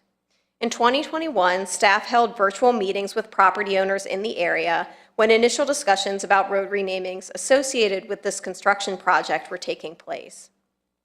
Staff mailed notice of tonight's public hearing to all properties along the subject road segments, and we also spoke by phone with all property owners of the 6 parcels with dwellings or businesses along the impacted segments. None of the property owners we spoke to voiced concerns with the proposed road name changes, but one citizen had concerns with the complications of having his address changed. As shown on this map, portions of all 3 segments fall within both Cary's municipal limits and Wake County. For this reason, both governing bodies will need to take action on the proposed changes, and staff has coordinated with Wake County on the proposed street names. We propose the following next steps. After the public hearing tonight, Council may take action on adoption of the resolution to change the 3 street names as discussed in your staff report and tonight's presentation. And if Council does approve the renaming, then Wake County's Board of Commissioners would also vote on the renaming next week. Assuming the proposed road renamings are approved, they will take effect on January 15th in order to allow 60 days for Cary to coordinate with service providers, USPS, and others, and for impacted property owners to complete any needed changes associated with their new address. That concludes my presentation, and following the public hearing, I'm available for your questions. Thank you, Ms. Puckett. Thank I'll you. now call on the clerk to read any written comments or call on any registered speakers. No written comments nor registered speakers. Okay. If you're here this evening and would like to speak at this public hearing, now's your opportunity. Anyone to speak at this public hearing? Seeing no one, I'll close the public hearing, open it up to council members for questions, comments, or a motion. I have 2 observations. As you know, I don't like it when you're on a street and the street name changes its name. I think it's something that we need to clean up throughout the town.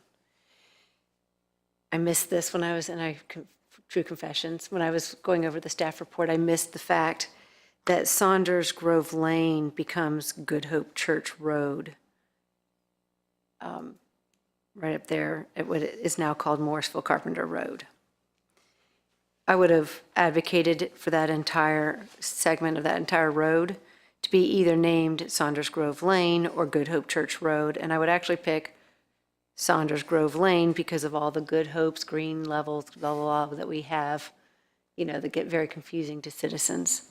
So I am okay with the changes that are proposed, but I would recommend that the town consider in the future coming back and renaming Good Hope Church Road to Saunders Grove Lane so that we can have consistency in this area. Pardon?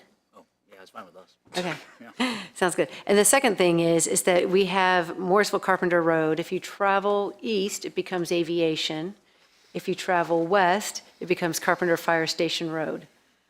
I think that this town council should consider or direct staff to study changing the name Morrisville Carpenter Road and Carpenter Fire Station Road to Aviation Boulevard so that we have continuity throughout the whole area, Raleigh, Morrisville, and Cary. what about where Saunders turns into Indian Wells or Indian Wells turns into It's not Saunders? connected They don't there. connect there. Because the railroad will block it. Oh, so there's no crossing over the road Right, there? yeah, otherwise I'd say everything should be one of those. Okay. Yeah. But it doesn't connect anymore, it's going to be closed off. Any other comments? I mean, sounds very reasonable to me. Thank you. If there are no other comments, are we ready for a motion? I can make a motion. I make a motion to rename the streets as directed or as recommended by staff for Saunders Grove Lane and Quail Hunter Court and Indian Wells Road. There's a motion. Second. And a second. You Discussion. don't want to add the other as part of your motion? I think I should keep that separate because I think we need to go through a study versus just adopting it on the Okay. fly. Is that right? Or somebody? It's never a bad idea. Never a bad idea. Okay, yeah. All right, so we have a motion and a second. Discussion on this motion. All in favor, please say aye. Aye. Any opposed? Motion carries unanimously. Ms. Robinson? I'd like to make a motion that the council directs staff to investigate changing Good Hope Church Road to Saunders Grove Lane and changing the name Morrisville Carpenter Road and Carpenter Fire Station Road to Aviation Boulevard. There's a motion. Is there a second? Second. Discussion. Just to be clear on that, we're talking just in Wake County, not the Chatham portion of the street, correct? No, I never mentioned Chatham County. Just to call that out, I think, no, I just say all the way, all the way. all the way. So within Cary, it will be It will- changed to yes. aviation. Yes. Okay. If Just wanted to the be- study. If the study reflects that, we council should do that. approves it. Right. Yeah, and that's the full length, not just the portion that you see here, but all of the street that is named Morrisville Carpenter Road, which I believe starts at Davis Drive. So, We good? Oh, somebody, oh, look at that. You're awesome. All right. Any other questions Oh, before I call the Chapel Hill. questions? Yeah. All right, all in favor of the motion, please say aye. Aye. Any opposed? Motion carries unanimously. Morrisville right there. Thank you, Ms. Puckett. We now move to discussion items. First discussion item is Higgins Greenway Phase 3. Facilities Designer and Construction Manager Susan Parker will present this item, and council may take action. Ms. Parker. Good evening, Mayor and Council. I'm happy to be here with you this evening to update you on an exciting milestone for the Higgins Greenway Phase 3 project. You may recall from last week's quarterly meeting update that we began talking about this project in 2017, and this evening, Council will consider accepting a second round of grant funding and awarding the bid for construction.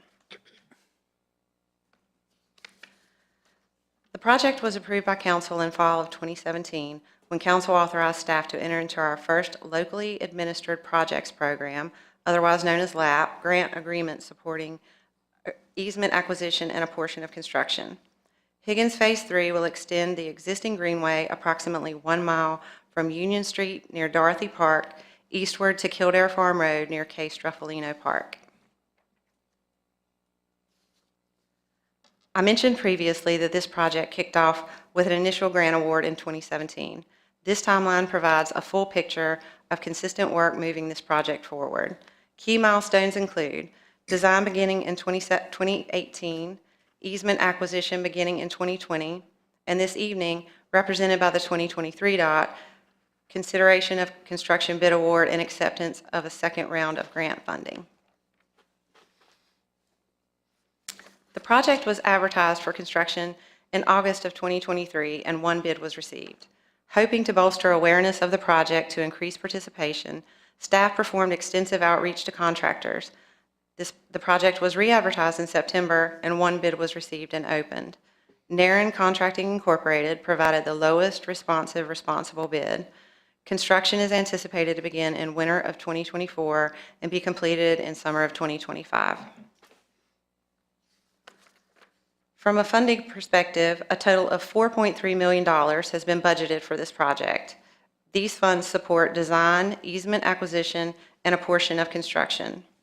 Staff continues to see a steady uptick in construction costs across all project types. The bid received for Higgins Greenway Phase 3 reflect these experiences. Staff applied for additional grant funding to help offset the full impact of cost increases and has been awarded an additional $800,000 in LAP grant funding to complete construction. This grant carries a match of approximately 50%. Should council choose to authorize staff to enter into an agreement and accept the second LAP grant award, an additional $800,000 in grant funding would be available, along with $764,000 of required matching funds.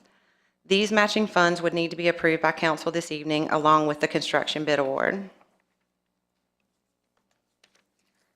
Staff recommends that council authorize the town manager to enter into a supplemental agreement with Campo to accept an additional $800,000 in LAP funding, appropriate $764,000 from the Recreation Payment in Lieu Central Fund balance, and award the bid for construction of Higgins Greenway Phase 3 to Naren Contracting Incorporated for $2,943,378. This concludes the presentation, and I'm available to answer any questions. Thank you, Ms. Parker. Questions, comments? I have a question. Is there any strings attached to that LAP grant funding? Got to match it. We have to match it. Besides It's a that. 50-50 match. You got to have skin in the game, and that's Yeah. extremely reasonable, but we're not sharing ownership or anything like that. No, ma'am. Okay, thank you. That's my only question. I just want to thank you, staff, everybody, especially Ms. Widmar, Ms. Curran, and everyone else, Ms. Glover, everybody that's worked diligently on this project over the years to get it to this point. So it's exciting. With that, I make a recommendation, or I make a motion to authorize the manager to enter into a supplemental agreement with Campo to accept the additional $800,000 in LAP funding, appropriate $764,000, and award the bid to Naren Contracting for that. There's a motion. Is there a second? Second. Discussion. All in favor, please say aye. Aye. Any opposed? Motion carries unanimously. Thank you, Ms. Thank you. Parker. We now move to our last discussion item, Sidewalk Request Program Fiscal Year 2024 Priority Funding List. Transportation Planning Engineer Luana Deeds will present this item, and council may take action. Good evening, Mayor and Council. Tonight I'm presenting the Sidewalk Request Program's priority list for 2024. Sidewalks are key to creating walkable and healthy communities, and we know that sidewalks increase pedestrian safety and activity. Cary's Sidewalk Program is just one of the reasons why Cary is nationally recognized as a walk-friendly community.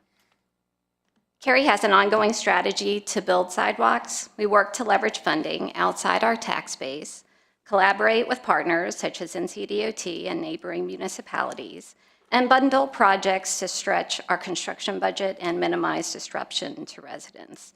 This graphic shows 7 possible funding sources for sidewalks, but most of the sources are not available to us each year. Tonight, we're going to focus on Cary's Sidewalk Request Program, and our program is funded annually through the capital budget. And this year, FY24, CIBP allocated $1.75 million to the program. The 3 projects recommended tonight will be funded through this program. Over 25 sidewalk projects were evaluated. The top 3 projects recommended for funding are allocated on Lake Pine Drive, Louis Drive, and Morrisville Parkway. This table lists some of our lists the recommended projects and a few of the metrics we use to evaluate when ranking projects. We consider proximity to destinations, including schools, parks, greenways, shopping centers, and transit, among a few of the metrics. Every metric is outlined in our sidewalk policy on our website, too. Here's a location map for the Lake Pine sidewalk. This project extends from Mainsail Drive on the south to Two Creek Road. It's shown in yellow on the screen. We propose to build the remaining 3,900-foot missing link connecting residents to local greenways, parks, and shopping.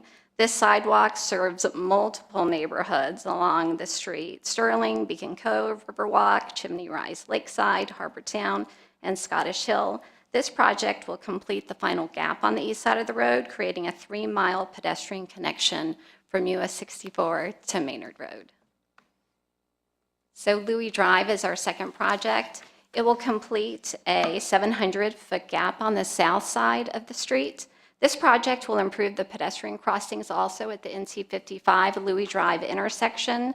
So we're doing multiple things at this intersection, adding 2 additional crosswalks and then improving the 2 existing crosswalks there today. They're all going to be high visibility, adding pedestrian signals and push buttons, and then improving the ADA ramps, bringing them into compliance.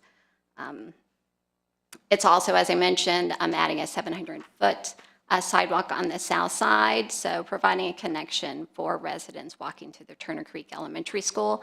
This project is going to be bundled with a water main project that utility currently has in design just to minimize disruption to residents, and then just also economy of scale when we're going out to bid.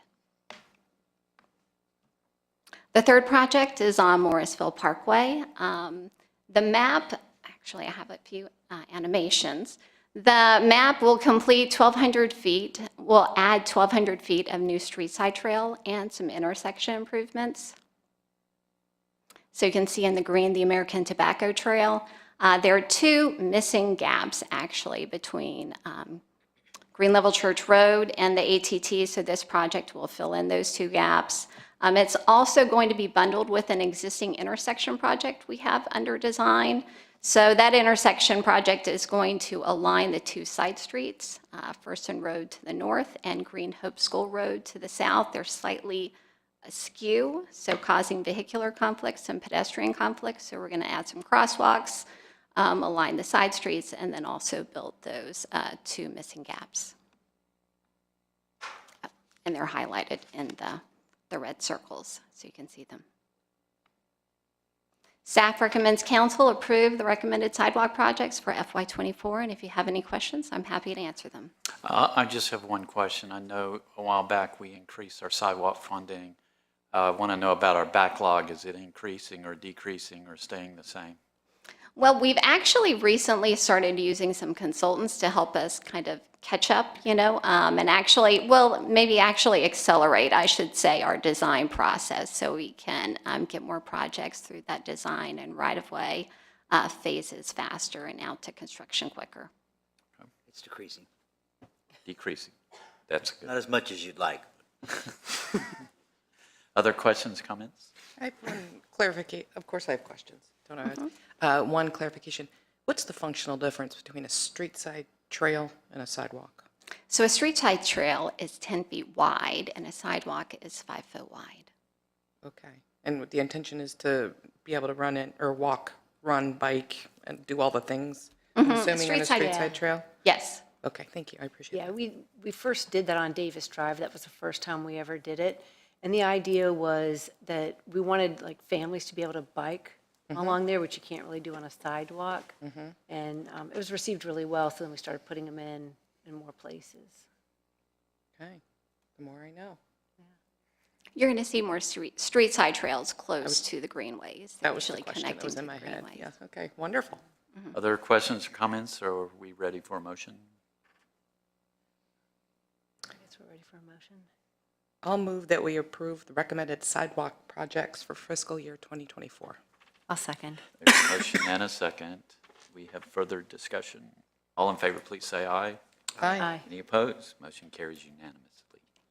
That concludes the regular agenda. The council now needs to go into closed session, and I would entertain a motion to do so.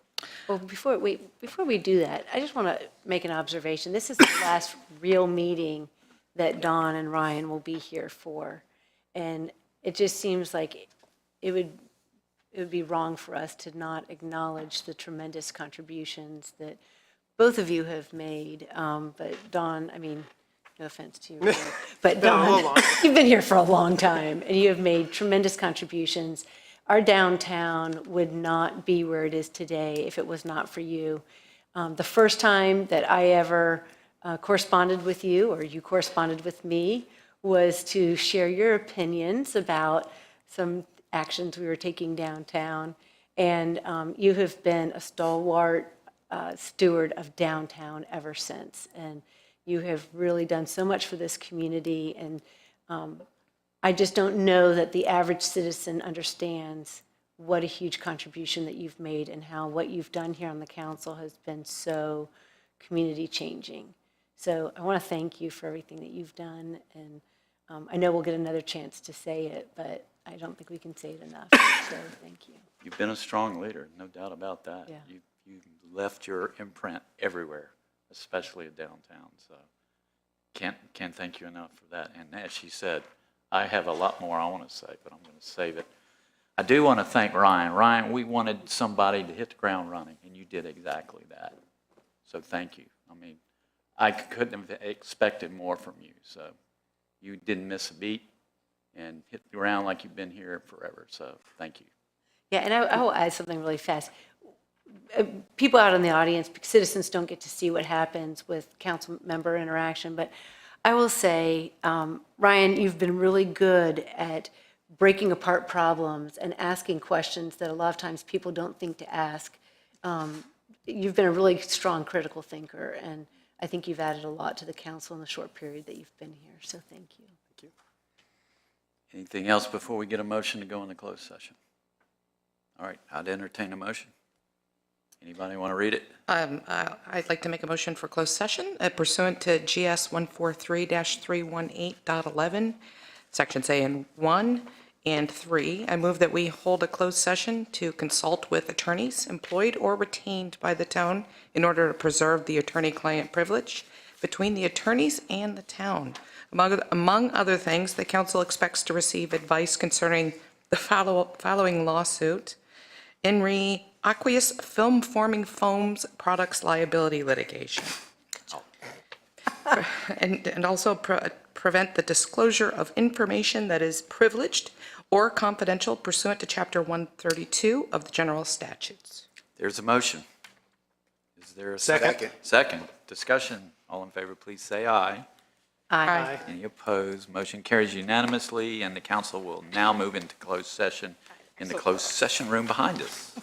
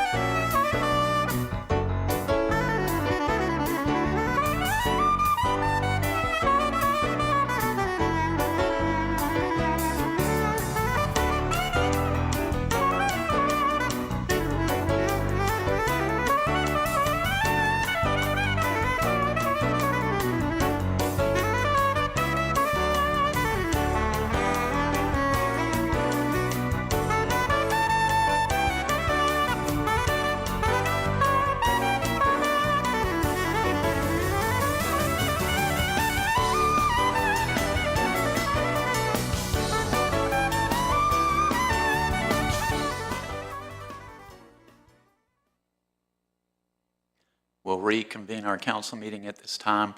Our business has been concluded, so I declare this meeting adjourned.